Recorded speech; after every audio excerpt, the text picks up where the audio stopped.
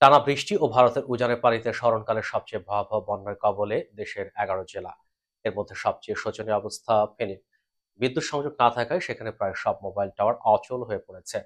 জেনারেটরের মাধ্যমে mobile tower সচল রাখার চেষ্টা চালিয়ে যাচ্ছে অপারেটরগুলো, এতেও হিমশিম অবস্থা। এ পরিস্থিতিতে ফেনী জেলায় মোবাইল নেটওয়ার্ক সচল রাখতে জেনারেটরগুলোকে বিনামূল্যে ডিজেল সরবরাহ করতে নির্দেশ দিয়েছেন ডাক টেলিযোগাযোগ ও তথ্য প্রযুক্তি উপদেষ্টা মোহাম্মদ নাহিদ ইসলাম। শনিবার দুপুর 2টায় ডাক টেলিযোগাযোগ ও তথ্য প্রযুক্তি মন্ত্রণালয়ের জনসংযোগ কর্মকর্তা মোহাম্মদ জসিম উদ্দিনের পাঠানো সংবাদ বিজ্ঞপ্তিতে এ তথ্য জানানো হয়। বিটিআরসিকে নির্দেশনা দিয়ে উপদেষ্টা নাহিদ ইসলাম বলেন, বিদ্যুৎ সংযোগ না থাকলেও ফেনীর 78টি মোবাইল নেটওয়ার্ক টাওয়ার এখনো সচল।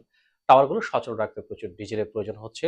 বর্তমানে বন্যা পরিস্থিতিতে মোবাইল নেটওয়ার্ক টাওয়ারগুলো সচল রাখা অত্যন্ত জরুরি। তাই বিটিআরসিকে 78টি মোবাইল নেটওয়ার্ক টাওয়ার সচল রাখতে মোবাইল অপারেটর পরিচালিত জেনারেটরগুলোতে প্রয়োজনীয় ডিজেল বিনামূল্যে দেওয়ার নির্দেশনা দেওয়া যাচ্ছে।